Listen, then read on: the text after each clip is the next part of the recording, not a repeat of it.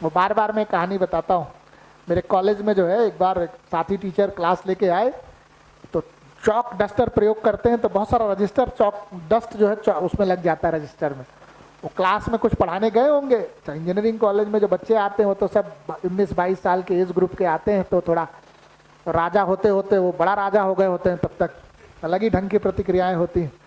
अच्छा, engineering college में teacher पढ़ाने जा रहा है तो खुद अपना एग्जाम एक किताब पढ़ के दिया रहता है, लेकिन पढ़ाने जा रहा है तो 3-3 4-4 किताब पढ़ के जाना पड़ता है। वे बच्चे पता नहीं क्या पूछे। अब वो 3 घंटा 4 घंटा लग के लेक्चर तैयार करके घंटे भर का गए पढ़ाने, और वहां बच्चे उदंडता कर रहे हैं, सुन ही नहीं रहे, कुछ कमेंट भी कर दिए। बेचारे इरिटेटेड होके आए और अपना रजिस्टर हमारे टेबल पर ऐसे जोर से पटके, तो जितना उसमें चौक का डस्ट था ना उड़ के चेहरे पे आ गया। जैसे चेहरे पे आया तो हमको लगा कुछ तो हो गया इनका तमतमाया चेहरा देख के। हमने क्या हो गया सर? तो बोले ये लड़के आजकल के ना बच्चे इतने बदतमीज हैं, इनके माँ बाप इतना भी नहीं सिखा के भेजते कि एक टीचर के साथ कम से कम टीचर जैसा व्यवहार करें। पढ़ाई लिखाई में अच्छे हैं, कमजोर हैं, उसकी हमको कोई शिकायत नहीं। हम यहाँ पढ़ाने ही बैठे, 3-3 4-4 किताबें पढ़ के जा रहे हैं, अलग अलग ढंग से पढ़ा रहे हैं, वो तो हमारी जिम्मेदारी है, लेकिन कम से कम माँ बाप इतना तो सिखा समझा के भेजेंगे, एक शिक्षक को शिक्षक की तरह स्वीकारें। तो हमने कहा सर परेशान ना होइए, चलिए चाय पी के आते हैं। हम लोग गए चाय वाय पीने। चाय पीने के दौरान हमने कहा कि आप परेशान ना होइए, खुश होइए और बच्चों को आशीर्वाद दीजिए कि खूब मेहनत से पढ़ें, बड़े हों और आगे चल के शिक्षक बने। क्योंकि शिक्षक बने बगैर शिक्षक की पीड़ा समझ में आएगी नहीं, है ना। खैर मामला निपटा।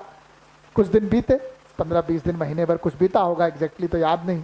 हम अपने किसी मित्र से मिलने गए, वहीं अपने कानपुर में कोई एक मोहल्ला था, उसमें मिल करके लौट रहे थे। तभी हमारा एक पुराना स्टूडेंट मिल गया, उसी मोहल्ले में रहता था। उसने बोला कि सर मेरा घर पास में है, चलिए।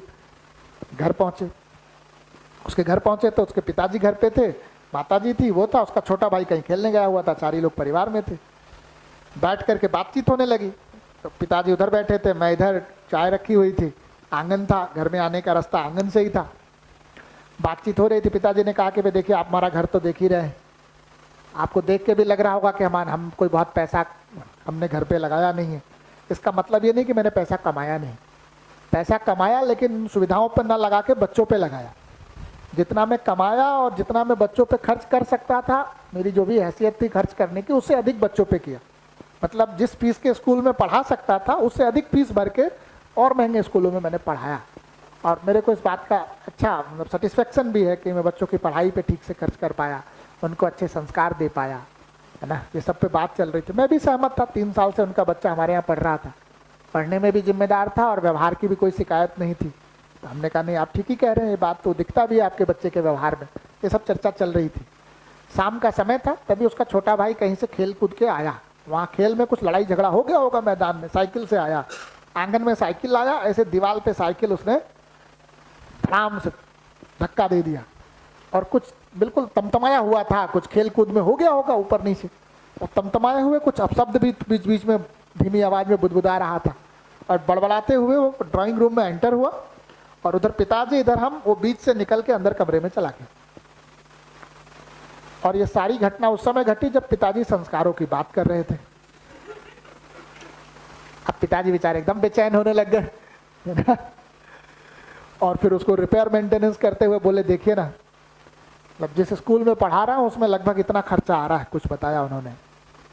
उसके बावजूद भी स्कूल वाले इतना भी नहीं सिखाते कि घर में व्यवहार कैसे करना। अभी आप देखेंगे तो ऐसे ही हो रहा है, बच्चे घर में व्यवहार करने में चूक कर रहे हैं तो सारा ठिकरा कहाँ फोड़ रहे हैं? स्कूल में। और स्कूल में चूक कर रहे हैं तो घर। अब एकदम अनाथों की तरह पल रहे हैं व्यवहार की शिक्षा में बच्चे।